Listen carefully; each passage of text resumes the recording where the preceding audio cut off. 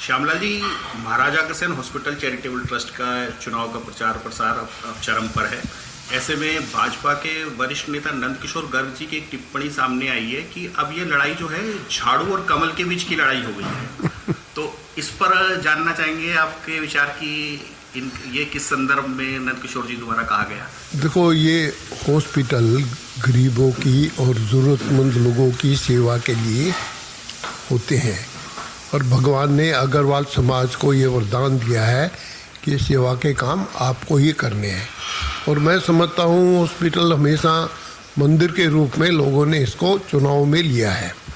ये पहली बार है जब नंदकिशोर ने, वो बीजेपी के वरिष्ठ नेता थे, अब तो नहीं है बीजेपी में कुछ भी, वो उन्होंने बिना बात एक राजनीति में इस चुनाव को घसीटने का को प्रयास किया है, जो नहीं करना चाहिए था उनको। अब उन्होंने तो बिना बात के, जो बेचारा वो थोड़े बहुत वोट लेता, उसकी मैं समझता हूँ जीतने की तो कोई चांस थे नहीं नरेश जी के, लेकिन इन्होंने उनकी हार को और ज़्यादा पक्का कर दिया।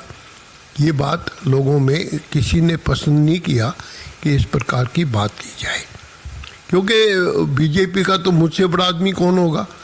मैं एकमात्र कार्यकर्ता हूँ दिल्ली में, पूरी दिल्ली में जब से जनसंघ बनी है, जो बीजेपी दिल्ली प्रदेश की सब सीटों पर मुझे पार्टी ने रखा है, छोटी से बड़ी तक, युवा मोर्चा के अध्यक्ष से लेकर और प्रदेश महामंत्री, प्रदेश उपाध्यक्ष, सब पोस्टों पे दो दो बार भी कई जगह मैं रहा हूँ, कोषाध्यक्ष वगैरह पे।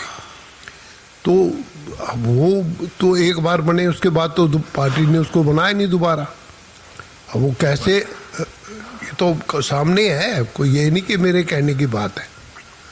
अगर क्या आपको लगता है कि ये जो लड़ाई थी, जो सामाजिक लड़ाई थी, अब इसका राजनीतिकरण करने की कोशिश की गई है?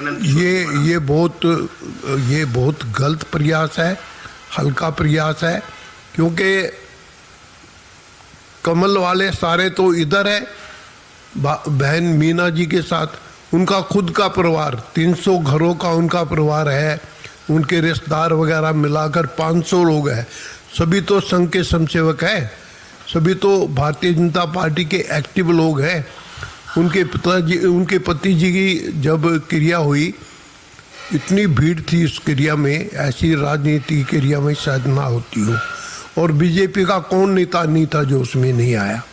मनोज तिवारी उसमें आया, डॉक्टर हर्षवर्धन उसमें आए, दोनों पार्टियों के नेता थे उस श्रद्धांजलि सभा में। नहीं, दूसरा तो कोई था नहीं।